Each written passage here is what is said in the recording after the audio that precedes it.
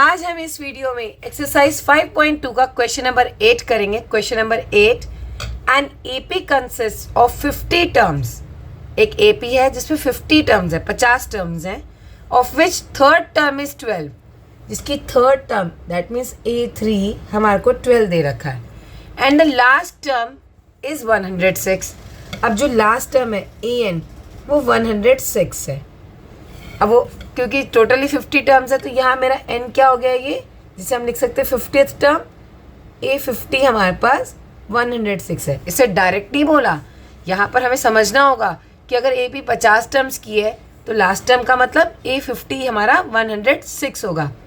Find the 29th term. Same question है question number 7 की तरह, आपको A29 फाइंड आउट करना है। तो इसके लिए पहले हमें A और D की वैल्यू निकालनी पड़ेगी इन द इक्वेशन से, और जब A और D की वैल्यू आ जाएगी वो आपको यहाँ पर पुट करनी होगी, जिससे आपके A29 आ जाएगा।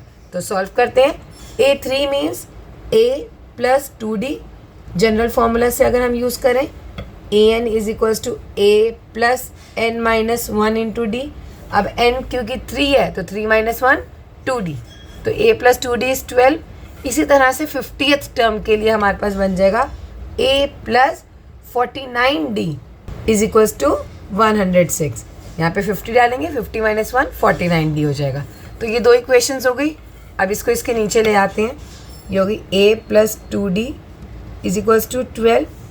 अब आप इसे सब्ट्रैक्ट कर दीजिए, माइनस करने पे साइन चेंज हो जाएंगे, इसे हम ब्रैकेट में रखते हैं।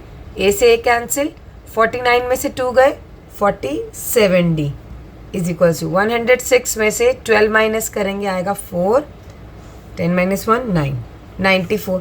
तो D की वैल्यू आ गई 94 डिवाइडेड बाय 47, क्योंकि ये इसके साथ मल्टीप्लाई में, तो 47 इंटू 2 इज़ 94। तो यहाँ पर हमारे पास D की वैल्यू आ गई 2।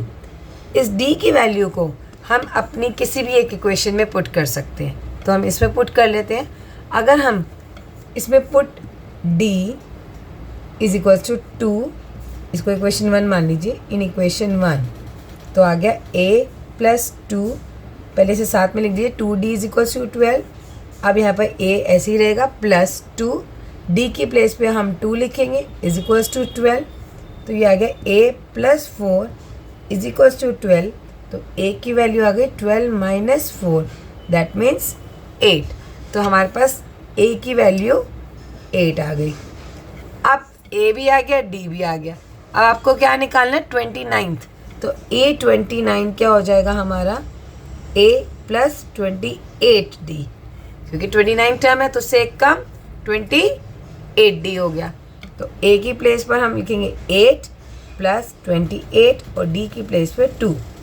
ये हो गया 8 प्लस 28 2 ज़ा 56, 56 और 8 को प्लस करेंगे तो आएगा 64, and this is your answer. तो हमने यहाँ पर A29 टर्म निकाल ली।